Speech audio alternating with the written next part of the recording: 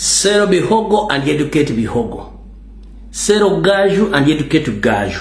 Lunde tunde ente owerere ente. Ente zambadde amasuutu ziri mu office. Era ente kati CDF. Ente bihogo bagita CDF. Erina otuswiri tulinga twansumaaki yeri mu office. Kati kanzizeeyo akatambika obwongo wenkomye kuba mbadde nzijukira wentadde obwongo. Kati ng'oyagala okutegeera nti bano ebintu byonna bakola bya system Sero bihogo and educate bihogo entegera yabwe ya mwongooba nnyo. Era mwenna bagamba nti Muhoozi okukwata n'okutulugunya. Era mukabe musigale nga muka baba yamba gwe ensi okutegeera Uganda eri kuki lwaki. Singa abadde baswala nga kibakola tebakimanyi. Bandi badde either Salimu Sale yandibadde yakwata ddo omwana oyo n'amuteeka mu mabuusu. Kubanga general singa badde bibakola singa Muhoozi byakola singa badde nga tebibasaanyaawo bandi badde bakwata ddo omwana n'amuteeka mu mabuusu kubanga amateeka g'amagye weegali.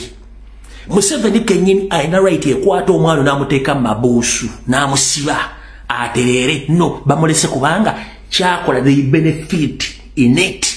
But nga mu system wandikola ekintu okulumya omuntu n'owozika ng'oyambe ekkiriza kyandibadde kizibu nnyo Abannayuganda n'ensi yonna okutegeera endowooza ya Museveni, endowooza y'omwana, omwana yaani, baani abadde batta abantu, babadde babawamba batya, era endowooza ye erowooza etya eri Bannayuganda, ani agenda okuddako endowooza ye eri etya. Buli kyakola kiwandike. Kankubuulire mu magye Kabere General alina amateeka agamukugira okola statement eziri against the laws of Uganda. Lwaki simukwate, lwaki tebamumuvunaana? Kubanga bakifunamu. Kyenvudde nkugamba kyandibadde kizibu nnyo okutegeera ebikolwa bya Museveni ng'emmanda owanika si yeekozesa omwana oyo n'okumunywesa omwenge n'amagiraasi n'agameketa. Bano bonna bakirimu. Oyo mwana is not above the law. Salimu Sale asobola okukwata omwana lwaki tamukwata? Museveni kenyini asobola okukwata omwana lwaki tamukwata?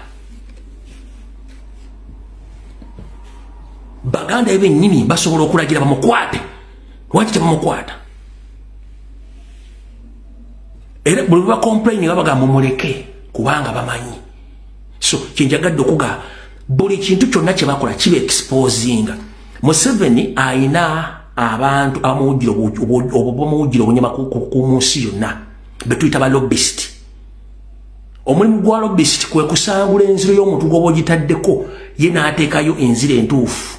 Ate nabagamba mu system eno omuzungu nswera agenda wali kiwunya. Omuzungu alinga mbwa tetuula wacaafu baagala akabalaza akasiimuule. Abazungu bantegedde batya endowooza ya Museveni n'endowooza ya mutabani we nga temu expose nze bikolo bino oba yennyini nga tabyeyogedde tabikola temubiteeka ku social media.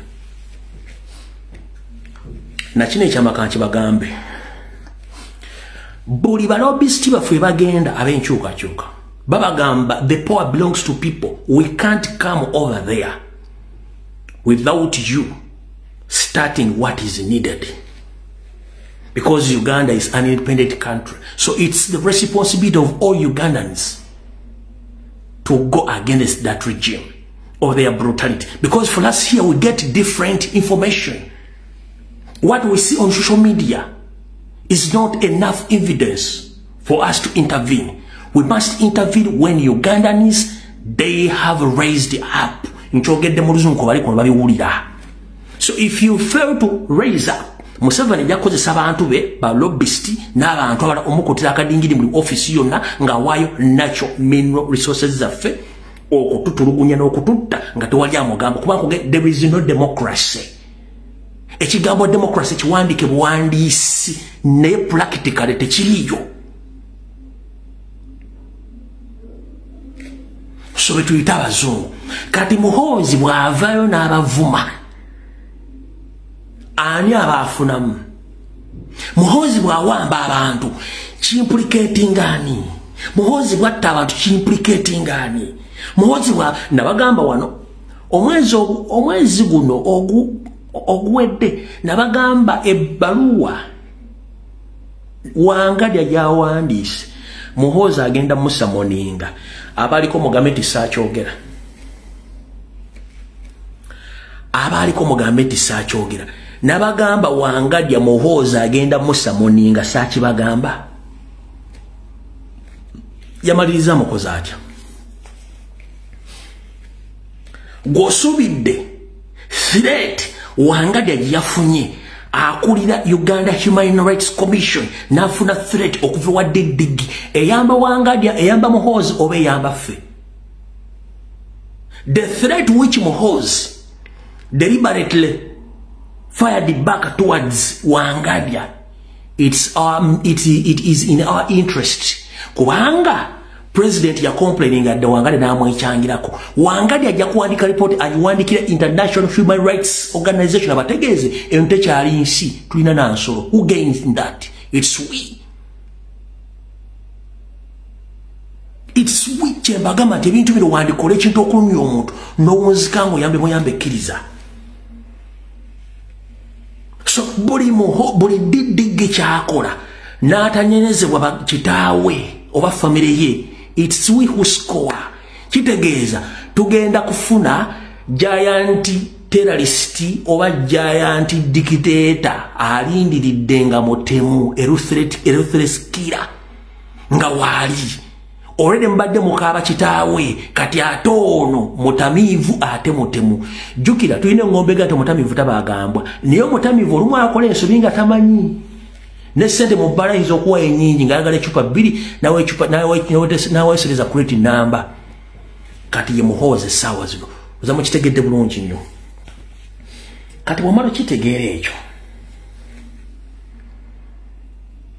njagalo obalira wandiise bwati akugambye awandise naga nti Runyankore election is loading nagamba Kabobi can hide underneath Bazunguzi underpants as much as he wants, but I'll get him 100%. Kati wawandike ekigambo kino ne kigenda ku social media platforms navyo nakwata Kyagulanyi anya bawininze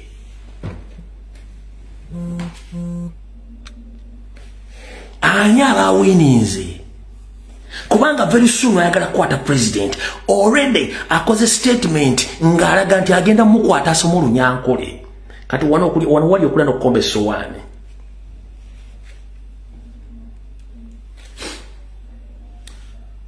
buno bakanjala musindikire Abanyankole bonna okwetola eggwanga lyonna.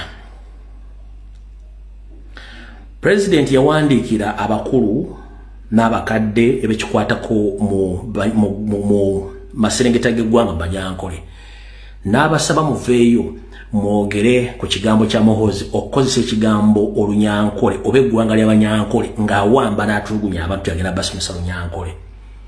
Mukyagaanye okuvaayo okwogera ku nsonga zino wabula ku nkola ya Museveni eya divide and rule nkiddamu mwagaana okuvaayo okwogera ku nsonga zino eza Muhozi okukozesa ebigambo bino nga nolwe bwabikozesezza agambye bw'ati Runyankore lessons loading. Kabobi can hide under Bazunguzi underpants as much as he wants, but I will get him 100%. He will run Runyankore lesson. Kikino ku social media kwekiri akiwandiise bwakiwandika kyekikogira mu kati Abanyankole mumpulirize bulungi nnyo. Under Museveni system of divide and rule and jungle war tactics ngenda basomera obubaka obwasuuliddwa mu bitundu bye Mukono mu Kawempe ne mu Kyaddondo. Obubaka buno bwasuuliddwa ngenda bo basomera mbalagene wabula Ssemwali yagenze neeronda obuntu buno papula buno ekiro n'ebipande n'ebikuulayo lwaki bulijjo mbagamba waliwo ekitta bantu Museveni kyategeka n'abantu be naye ng'ayagala ffe amawanga gannansanga mu Uganda tulwanagane tutandika okwetema yayiseewo ekikye yensonga lwaki mwalaba yasindika oli omuvubuka Kapeke ajja ayogera ebigambo ebyo n'amala n'asindika abalala bajja nebba ekitiibwa kya Buganda nga batendereza Museveni nga bajja mu bigambo bya Buganda batendereza Museveni yensonga lwaki akozesa ekigambo ky'olunyankole ng'ate si munyankole okutulugunya abantu kati ebipapula bino basudde bekiro kitwala omunaku singa bituuka ku banyankole omunyankole ajja kugamba nti Abaganda batwekyusiriza batandise otutema n'omunyankole naye ageka noonya Omuganda naye mutte Museveni kyayagala ebipapula bino byasuuliddwa seemu ayina ebijjayo mangu